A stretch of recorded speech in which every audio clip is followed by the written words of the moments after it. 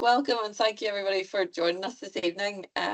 We are very fortunate to have Dr. Helen Spence with us tonight, and she's going to be talking us through horse welfare and seasonal changes, really from a behavioural perspective more than anything else, and what you can do to help or just guide your horses through the different seasonal changes. Helen, as I presume quite a lot of you probably are aware of Helen's work, she's a clinical animal behaviouralist specialising in equines, both groundwork and ridden work. She also has a psychology degree from Queen's and did your PhD in owner behaviour and attitude on behaviour and temperament of the horse. Is that kind of right, Helen? Yeah. And has taught a postgrad level around the behaviour of the horse all around the world, and looked at learning theory and animal behaviour at Queen's undergrad level, and also with veterinary nurses at UCD. So has an absolute wealth of experience behind her here, much more than I know. So I'm really excited to hear just a bit more from you, and I'll let Helen sort of take it from here, and she's going to do a bit of a presentation for us, and then we'll have some questions, and then it'll be open to you guys to put forward anything that you wish to ask Helen. All right, thanks, Helen. No problem. So yes, I may have lots of qualifications and I may have lots of years of experience, but I have to say, the more I learn, the more I realise there's an awful lot more to know. And you know, we're always, when we're working around horses, we're always learning from the horses as much as anything else. So there is an awful lot I could have put into this, and I have tried really hard to condense it down. So hopefully it makes sense for you all, because it's going to be like a real gallop through it. All right. So, oh, now my screen doesn't want to change. There we go. So we're really going to be kind of talking initially just about the kind of the things, first of all, what horses really need. So we are all very familiar with the terms friends, forage, and freedom. And I just wanted to start just by kind of pointing out that those things come with a few caveats. So friends actually does mean what it says on the tin. Compatible companions. So not just any horse, but horses that they get on with, because in the wild and or in nature, horses will live in fairly stable social groups, cooperative kind of herds, really mainly family groups with very minimal conflict. And so we do need to remember that, because it's very easy to create a lot of arranged marriages and put horses in together, and they aren't always friends. And you need to be aware of the signs that you're looking out for, what you're observing that tells you whether or not the horses are happy and comfortable together. Forage, that's pretty straightforward. Needs to be adequate and appropriate fibre for their nutritional health. We want to prevent ulcers. We want to avoid issues with being overweight, and we need to meet their need to chew, because naturally horses will eat for 14 to 16 hours, spread in bouts across the day. So it's not like it's one meal time that lasts from, you know, breakfast to dinner time. It is spread out in little bouts throughout the day and night. And finally, freedom. And so most people think of the freedom in the 3 Fs as being about freedom of movement, but I like to say that I think it's more about freedom of choice. So it's not just being able to move across a larger space, although we know that's important for horses. It's about making choices about when you move, where you move, who you move with. When do you go and stand in the shade? Who do you stand in the shade with? And so the more choices that we can give horses, the more we reduce their stress. So we know from studies in humans and other species as well that if you've got control over your environment, it lowers your stress levels. And so we want to give our horses that sense of control as well.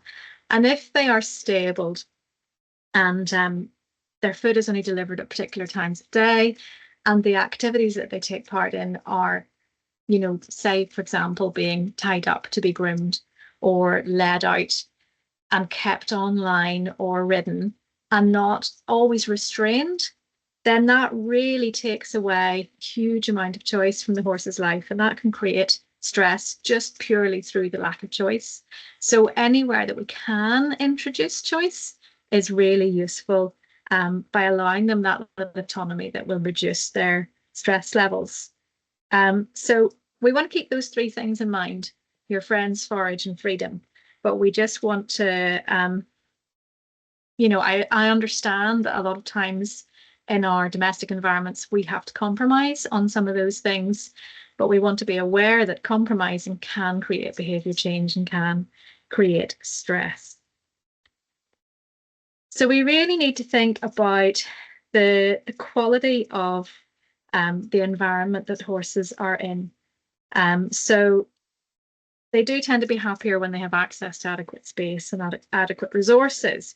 But you need to think, so sometimes people feel, well, if we provide them with a turnout in the field all winter, that'll be great. What if that turnout in the field is a very, very muddy field? Or with very limited food. So, maybe little hay, or the hay has to be shared with other horses that don't necessarily get on very well. So that can become a resource issue, and it can cause stress because of the kind of competition. So we can't just say, oh, we're going to provide freedom, that'll fix everything. It has to be the right kind of freedom. So when we provide the turnout, we need to think about the quality of that turnout and what it means for the horse. When we have limited resources, that can create resource guarding, and that obviously is stressful for the horse rather than being a relaxing environment for them to be in. So while we do appreciate that movement and freedom of movement is very valuable, that can come at the cost of other things. So we just need to keep all of that in mind. And we know that horses need to feel safe to sleep, so they prefer to lie down when they have access to company.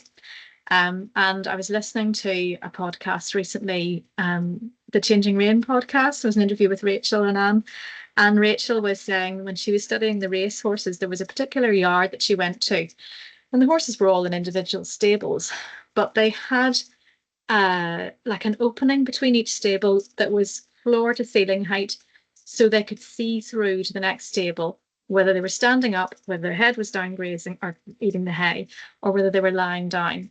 And she observed with that stable set up in that barn that the horses lay down much more because they could see each other even when they were lying down, and they felt safer to do so. And when we observe horses in fields or in groups where they're living together, they do tend, it's a very social behavior, sleeping. So they do tend to sleep together. Maybe one of them will be standing and the rest lying down. It's maybe a fuel stand, but it is something that they will do in company of one another. That's not to say horses won't lie down on their own, but it does require kind of the horse has to have learned that being on their own is safe. And this is something that, again, we don't always think about, but certainly any studies of feral horse behavior haven't shown, I don't think there are any studies that have shown mares to be on their own. Where horses have been on their own, it's been stallions, and generally older stallions. And even then, they don't tend to spend extended periods of time on their own. It's smaller periods of time and then back with the group again. And it's unusual for them to live completely and permanently on their own. So it's just not something that horses naturally choose. Yeah. So they have to learn to feel safe with that. And so a lot of time our domestic horses do get good opportunities to learn that their stable is a safe place or their turnout area is a safe place, and those horses will lie down.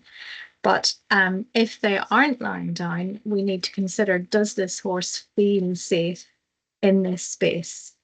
And there are obviously lots of other benefits of turnout as well. So greater bone density in horses that are turned out full time, reduction in stereotypic behaviours such as cribbing, weaving, box walking. Horses without turnout are more restless in the stable. Restricted or limited turnout in early life can lead to musculoskeletal disease and injury.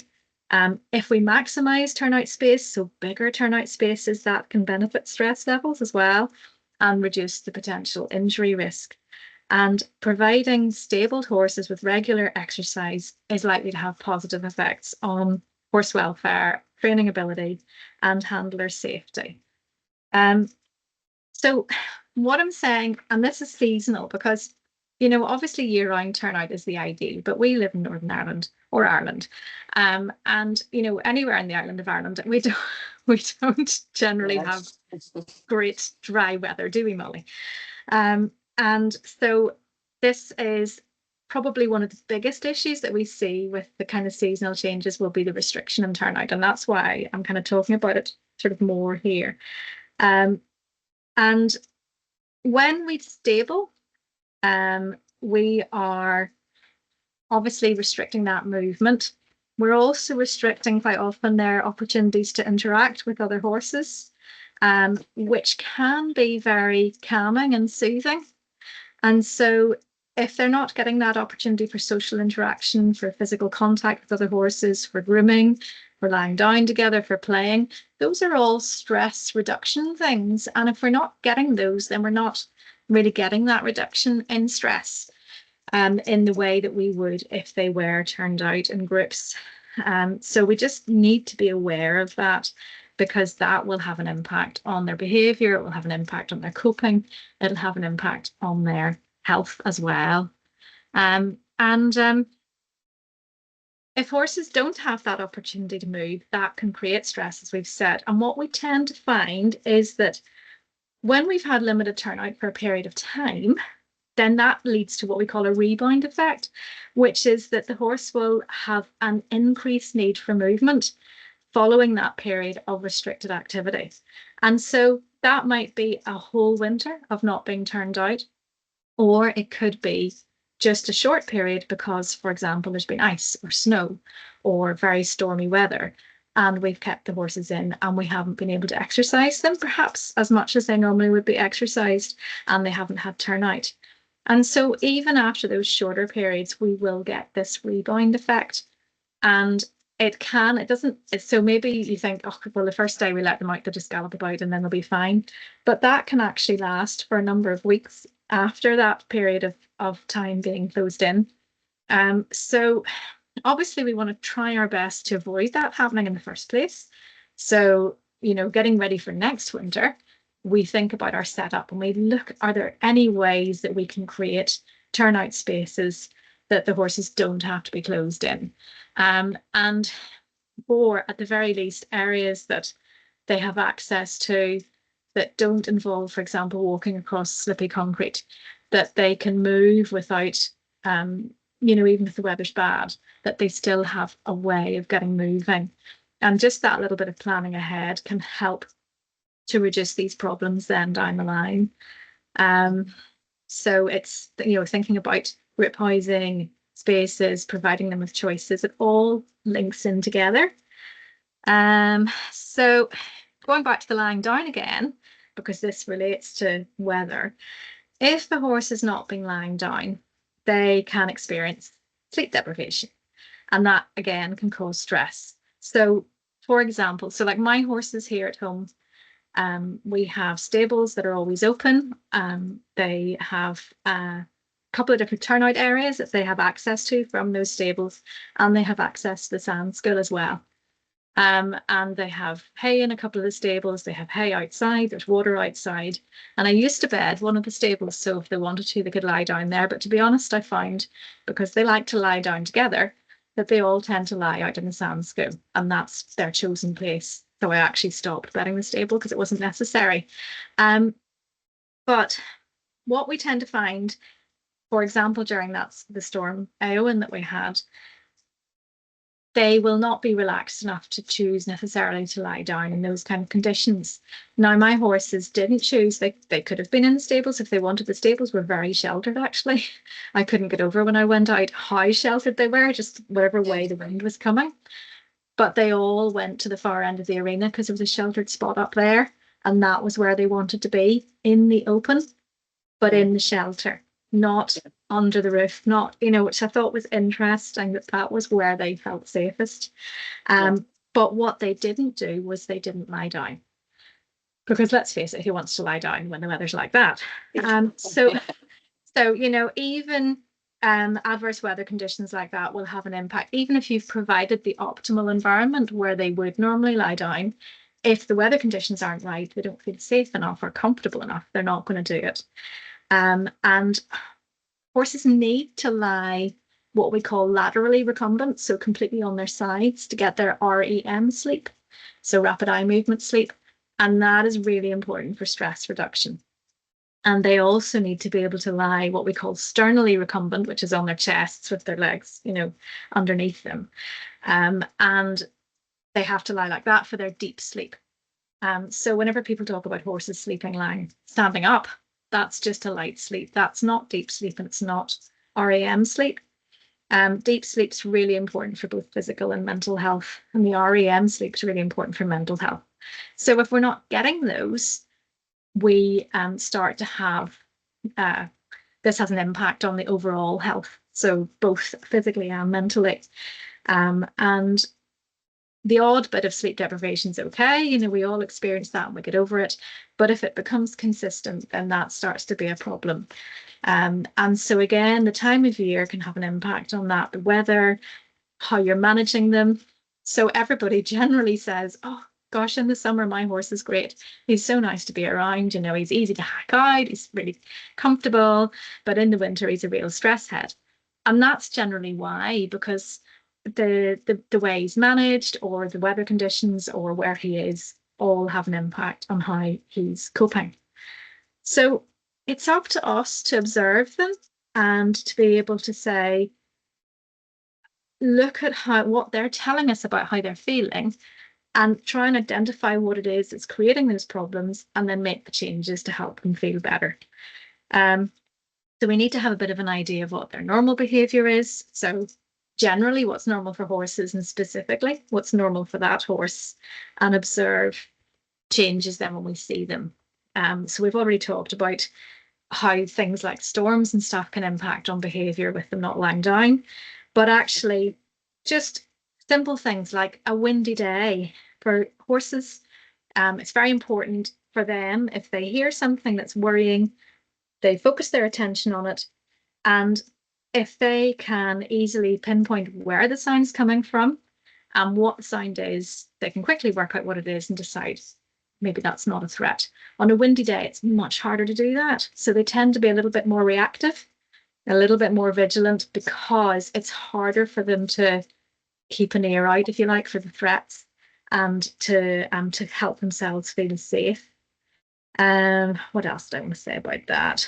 Oh yes, as well, just simple things like being, just same for us, being cold and wet can cause the nervous system to be a bit on edge. It is a stressor.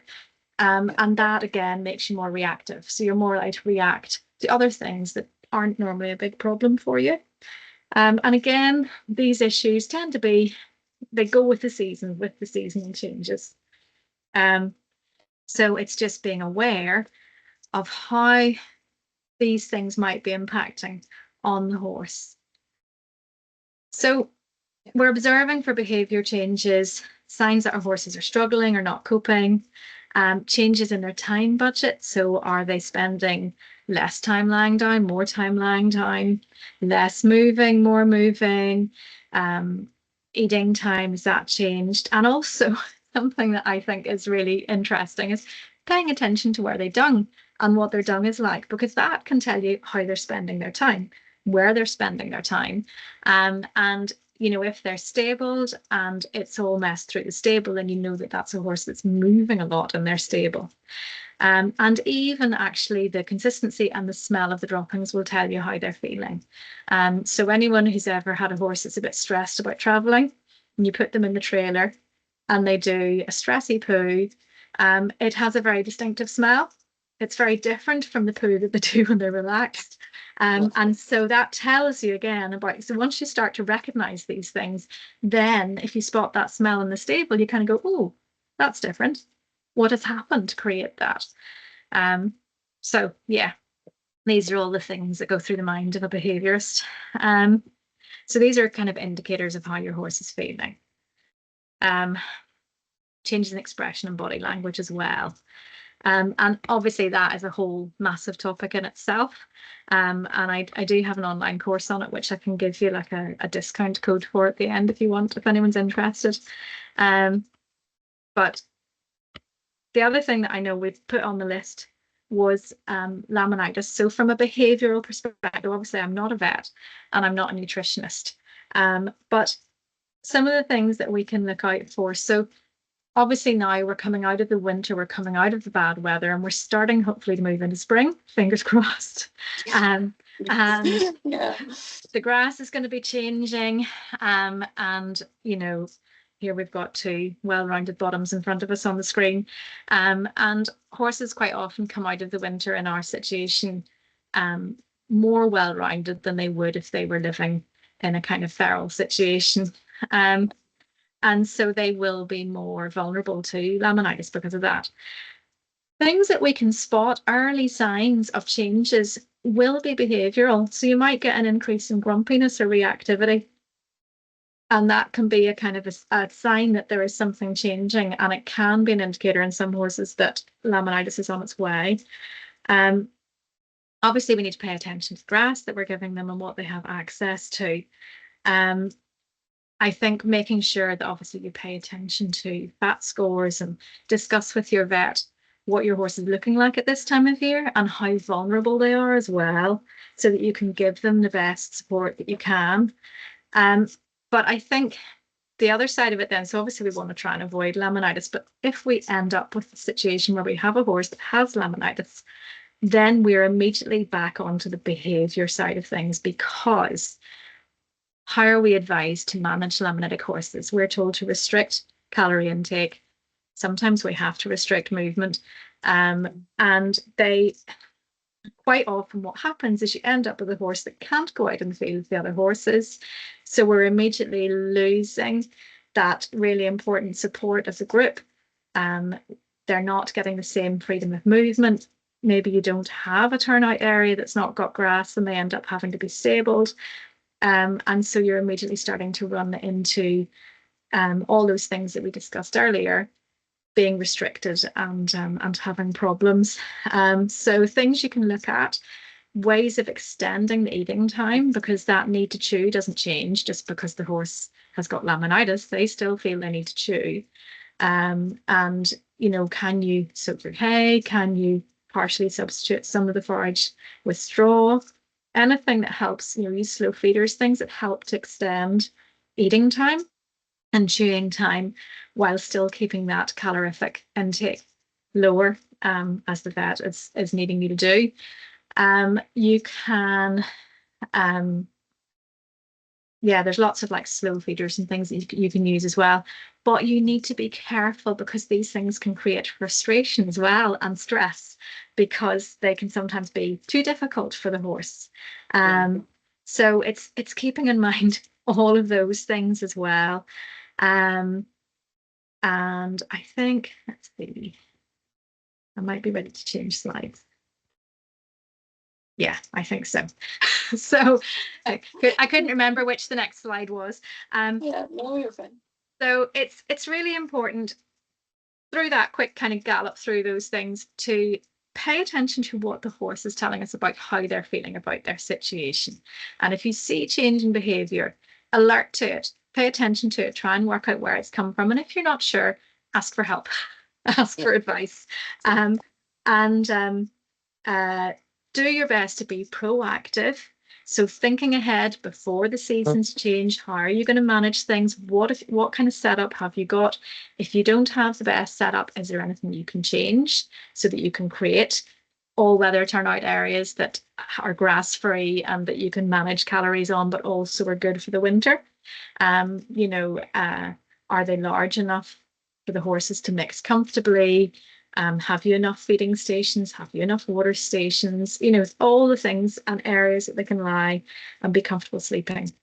I think I appreciate it's not always easy to do these things, but it is surprising what you can do in a limited space just by being clever with what you have. So yeah, I think that's it really. I just was desperately trying to get through all that quickly enough. Yeah. Thank you so much. And it's so fascinating actually, Helen, because before the big storm came a couple of weeks ago there, I was talking to different people, and everyone was debating, do we leave the horses in? Do we bring the horses? Do we leave them out? What do we Yeah. what do we do? And there were so many nuances to it, depending on what your barn was like. How old was it? Is the roof going to come off? Are your feather trees going to come down in the field? And it just really highlighted to me, there isn't really a one answer for everything. But Yeah. if you take those fundamental points as your starting ground, and you focus on the horse, then that's the one sort of consistency that is across everything, if that makes sense. There's so many options for people now. It's Yeah.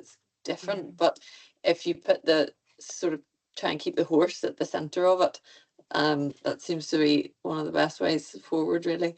um has anyone got a question immediately now for Helen, Joanne, or Brona? Have you got anything that you'd like to ask? Or Suppose now coming into this weather, I have a mare and foal, and like that, it's like looking to see. I'm nearly tempted to throw them out now a wee bit before the grass comes. Like there is some grass on it because there's been nothing on it all winter, and there was cattle on it. So I'm looking, thinking, are you better to go now? Or are you better to wait? The foal's only 8 months old. So like really I'd love for him to be out. He has been turned out. I have a track system and I have him on it, but I feel I'd love to just put him out in the field, and have a dryish place. But I'm thinking, before the grass comes, or do you wait? Yeah, that's one of the tricky ones, isn't it? I suppose. I mean, it's like how long is a piece of string? It's like, okay, how likely is the ground to get poached? What's going to be good for the field? That's one Yeah. side of it. Is it an extensive enough area that they won't poach it? But then water there needs, obviously the foal can take as much as the foal wants. What's the mare? What's her condition? Yeah, yeah, You've got that whole side of it. I mean, in terms of from a behavioural point of view, I would say they would be very happy to be out. Mm. As long as it's sheltered, as long as there's somewhere that they can go to get out of the wind, and as long as there's a dry area that they can lie, that it's not going to be too wet. I would say, from my perspective, they would be glad to be out. Yeah. But it depends on the individual, you know. Yeah, yeah. It's You about just weighing have, it all up and thinking yeah. it is probably about 7 or 8 acres, and it's on Mhm. a hill. Well, there's a hill and then there's a flat bit at the back, and it is sheltered. And Sounds I lovely. know it's a nice place, I could let them out, but then you're kind of thinking it's just deciding what we don't really know what the weather's going to be like. It's just all those gambles that he could Yeah. be out for a fortnight and back in, you know. Yeah, and sometimes you just have to do that, don't you? I've done that before now.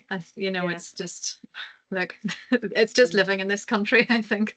It's yeah, drying up nicely now at the minute, so that's the yeah, gamble now. And it's just for the mental health. For me, I see the foal, he's picking, he's starting nibbling at things. When I put them in at night, I have them out in the track throughout the day, and then I'll only put them in now. I'll try and keep them out as long as I can. But he's starting to nibble at stuff, and I'm like, oh, really, he needs out. Well, and mm, also from a diet point of view, naturally their diet isn't all grass. Naturally, like I think it's up to 10% of it is twigs and bark and that kind of thing. Yeah. And so variety, actually the way I was talking about giving them choice. One way that you can do that is by trying to provide some different forages, different kinds of forage, so that they have a little bit of choice about what they eat. Even just a few nets with different kinds, whether it's hay or hillage or um, whatever else you can get. Yeah. And if there are some branches of obviously nothing poisonous, but stuff that they can have a nibble at, then that can be useful too. But obviously he's that age where he's exploring the world. And like what do babies do? They put things in their mouths. Well, fools aren't any different, you know. Yeah. Anyway, has he got anybody to play with? No, he just has his mum with him, so I'm toying with now, maybe depending on what the weather's like. I'll put him and her out first, and then I might pair them up with another. I don't know whether to put another mare and foal with him and Yes. then separate them, take one mare away and then take the other. I think that's how I will wean them. but he is naturally you can see he's sucking less, and I'd like him to naturally wean, you know, like, and he's confident as well. So you can see where, you know, I can put him into another stable on his own for a short time. You know, I have been doing that a wee bit, and That's great. you know, you can handle him. So I think I do see, I think we do have a lot of issues because of that later on down the line.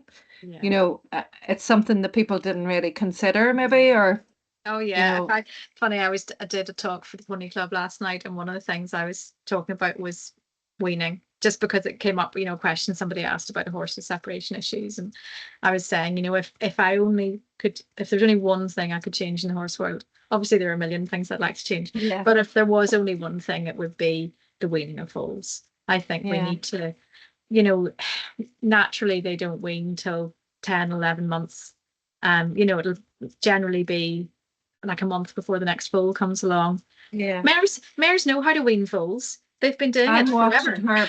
You I'm know. watching her kick him. You know, she'll push him away now a wee bit. You can Yeah. see, I can see that coming, which I think that's totally. She's like said, no, you do it on my terms. But then the other thing, the other bit that he needs is other friends, because naturally, if he'd been in a herd, he would have been gradually spending more and more time away from her and playing with his friends and getting more independent. He And thinks so that's me. well, you just have to move into the field then. Yes. when I drive, when I leave in the Jeep, because the way the track system is, he actually will go down the avenue and he'll run along the road as I'm driving away. You know, it's funny, you know, where they watch it. Like even if I'm mucking out and stuff, he's watching to see where I am, and you know, the dung heap is the far end of the track. I have to go another way, but he'll run to the far end of the track, more or less saying, "Well, like I'll race you there," even though I'm not. I'm in the, you know, within 3 acres of him, but he's watching, you know. Yeah. So, and the weaning, one of the things when you were talking about foals there was they had talked about embryo transfer, and one of the things that I heard last year was that they went back for more sport or blood type horses for if they were doing embryo transfers, because the cob mares, the foals were taking too many of their characteristics for these meter 50 horses or whatever. And I thought that was quite interesting, where, and I can see how that, you know, they took from the surrogate. I also, I suppose, the thing that I look at as well is the surrogacy thing for the racehorse thing, and it's not talked about. And there's a huge market in that where those foals are taken away from their mother. And I don't agree with that. I think that's a very, it's it's not fair on a sentient being. It's no different than us taking from a mother now. You know, why are we're talking about equine welfare? Why are we not doing this for these animals? And it's marketed from now on. If you look on Dundee or any of them, you can see it openly being marketed. And I know that the racehorse industry is big business, but I don't think that we should be abusing mares in this way. And also the hormone thing as well. You know, I've been looking at all that recently, and it's huge where they're, you know, where they're using that for the pig industry, where they're injecting the hormones from the mares, they're gathering it. It's disgraceful that we're allowing it in this day and age. You know, we're in 2025 and we talk about welfare, and there are things we're not doing. You know. Yeah. No, it is. I'm totally kind of on an absolutely different tact here, Helen, but it's just something I was really conscious of, like, sort of getting a chance to pick your brain on. A lot of the practitioners here have their own horses and work with their own horses and have, you know, and have done maybe in different capacities beforehand, and they're now bringing the horses into this, whether it's equine assisted learning or equine assisted therapy, groundwork, ridden work, whatever way they're working with the horses. But all of them will then have clients coming to them, or they're going out with the horses to them, who the majority of whom have no horse experience. So is there is there anything you can do to kind of, I suppose, prep your horse in a way where they're so used to dealing with people who are very much of an equine background and are very comfortable and they're being dealt with in a certain way, to then come, I'm sort of thinking, you know, within the RDA as well, where they maybe have like a group of people coming in at one go, but even for the individual practitioner, you know, the clients coming in with their needs, but they, the majority of the time, may not be aware of how to be around an equine. And what are the sort of behavioural things that you can maybe preempt there, and welfare things as well, that you can kind of preempt there with the horse in that scenario, if that makes sense? Yeah, I think it is true that you do need to prepare them for what experiences they're going to have. So you can't just assume, you know, and this isn't just even about this field, this is about all of everything in the horse world. That I find people forget that the horse has to learn. You know, there's nearly an assumption that, oh, well, they can do this with me, so they can do it. And that's actually not often the case, you know, that the horse, as you say, has built up that relationship with that person and they trust them and they feel safe around them and they will let them do things. But they will be surprised or startled if people behave in a different way. And actually, that's probably more true for those horses that have been an owner's horse for years and not exposed to a lot of variety of handlers and situations. So yes, absolutely, you can prepare them. So by thinking about, do you know, a lot of it is about just helping them feel comfortable and safe in new situations. So whether that's with new objects or new sounds or new sights or whatever it is, building up confidence and doing that in a very positive way. So paying attention to the horse's body language. Are they starting to get concerned about something? If they are, you need to back off, you need to give them space, because the most important thing for the horse is that they feel safe.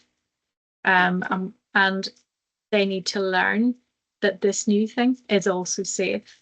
And if you force it on them and you don't give them the opportunity to get away from it, they may eventually get used to it, but not necessarily because they've decided it's safe. It might be because they just have given up because they can't get away from it.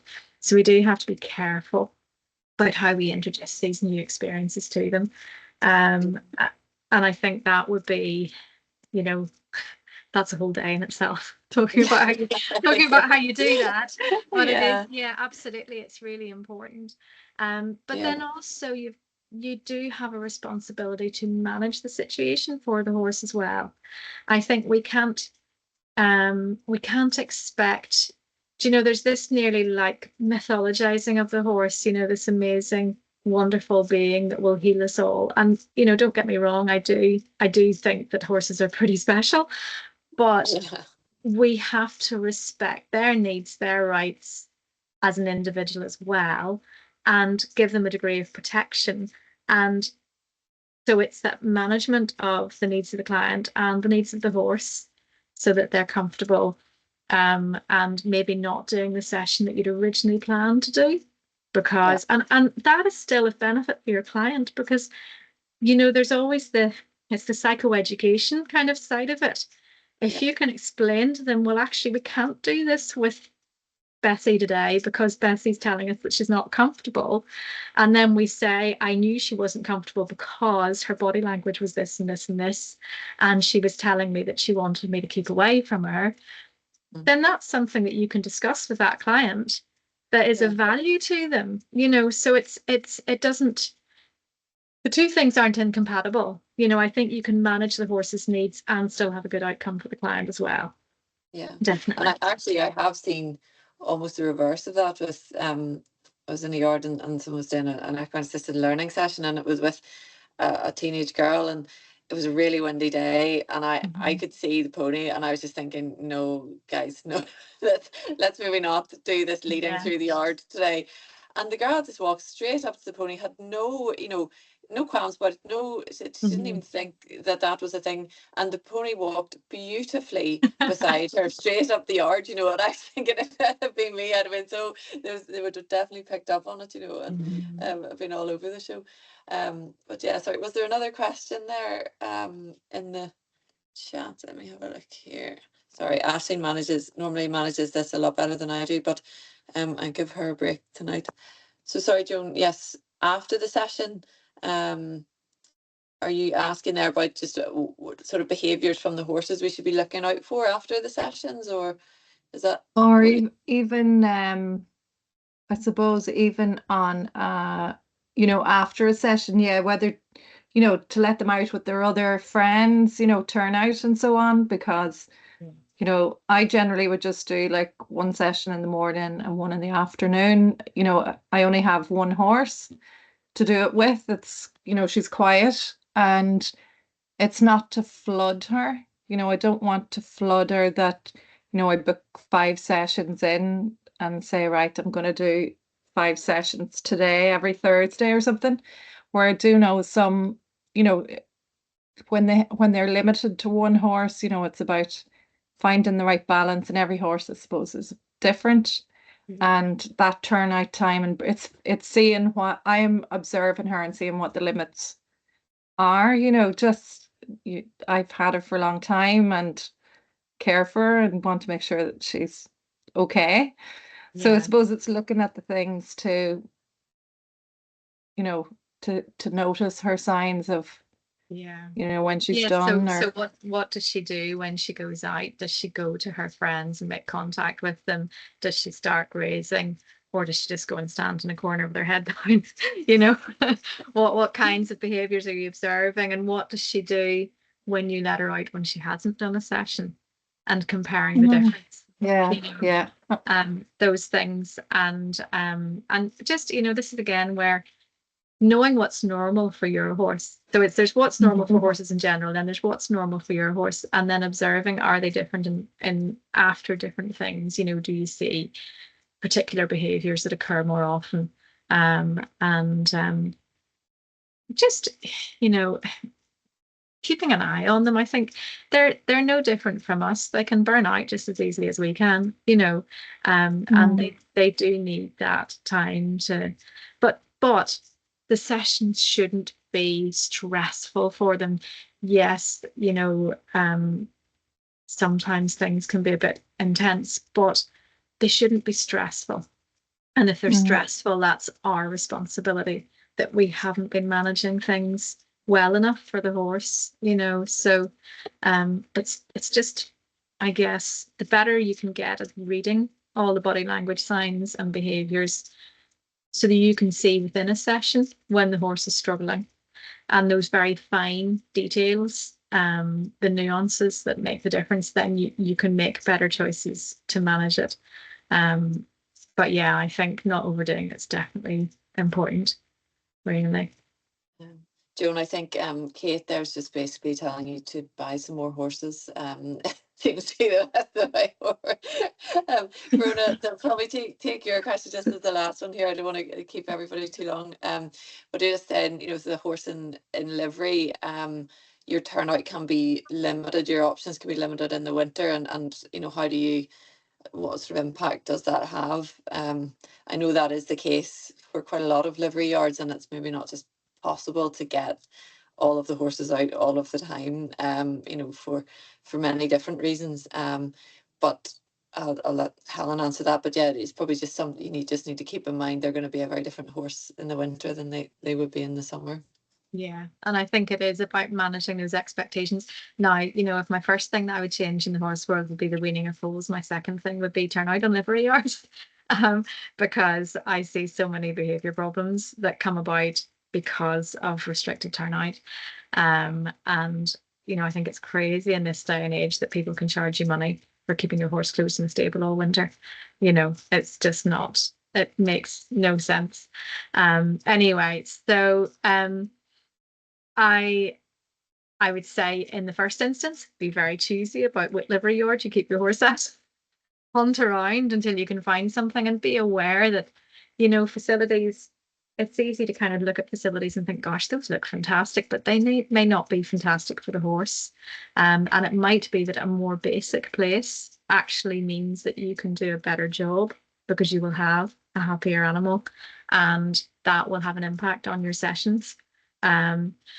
If obviously you're very limited and you can't do that, then even just simple things like taking the horse out for hand walks, making sure that they, to go and graze verges, or what steps can you take that will try and give that horse more movement and more natural kind of opportunities to help them cope.